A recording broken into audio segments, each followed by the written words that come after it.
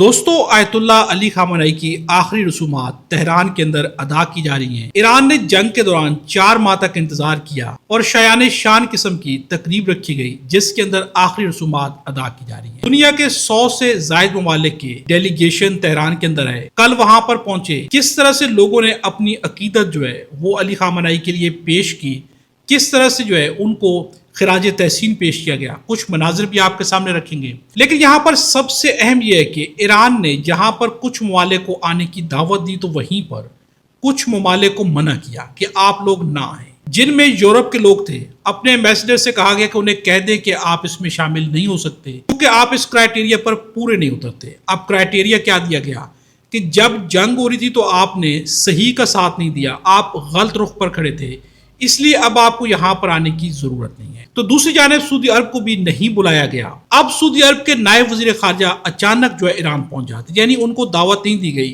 وہ خود سے پہنچ گئے۔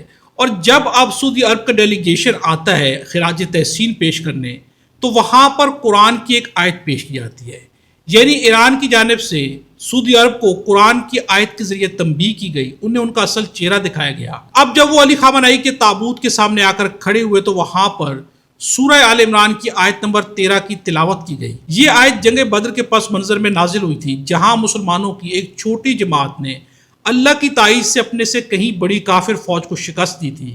اب اس آیت کی ٹرانسلیشن کیا ہے؟ بے شک تمہارے لیے ان 2 جماعتوں میں ایک نشانی تھی جو میدان جنگ میں آپس میں ٹکرا گئیں۔ ایک جماعت اللہ کی راہ میں لڑ رہی تھی اور دوسری کافر تھی، جو انہیں مسلمانوں کو اپنی آنکھوں سے اپنے سے دگنا دیکھ رہے تھے، اور اللہ اپنی مدد سے جس کو چاہتا ہے قوت دیتا ہے، بے شک اس میں آنکھوں والوں کے لیے بڑا عبرت کا مقام ہے۔ اب یہ کہا گیا ہے سعودی عرب سے کہ جب جنگ تھی تو آپ نے امریکہ کا ساتھ دیا، اسرائیل کا ساتھ دیا، یعنی کہ کافروں کا ساتھ دیا اور مسلمانوں کا ساتھ نہیں دیا۔ اس کے بعد وہاں پر کھڑے عرب کے لوگوں کے چہرے دیکھنے والے تھے۔ ایران نے دنیا کو سبق سکھایا ہے، یعنی ایران نے دنیا پر ثابت کیا کہ اصل طاقت امریکہ اور اسرائیل نہیں بلکہ سپر پاور ایران ہے، چونکہ ان کے پاس نظریہ ہے، یقین ہے، ایمان ہے۔ اب ماریو نوفل جیسی شخصیت کا بھی کہنا ہے کہ یہ جنازہ محض ایک مذہبی یا سرکاری تقریب نہیں بلکہ خطے میں بدلتے ہوئے سفارتی اور سیاسی اتحادوں کی عکاسی بھی کرتا ہے۔ ان کا کہنا ہے کہ عالمی جغرافیائی سیاست میں ایران نے بہت بڑی تبدیلی جو ہے لائی ہے۔ جس ملک نے جس سطح کا وفد بھیجا، چاہے سربراہ مملکت، خصوصی نمائندہ،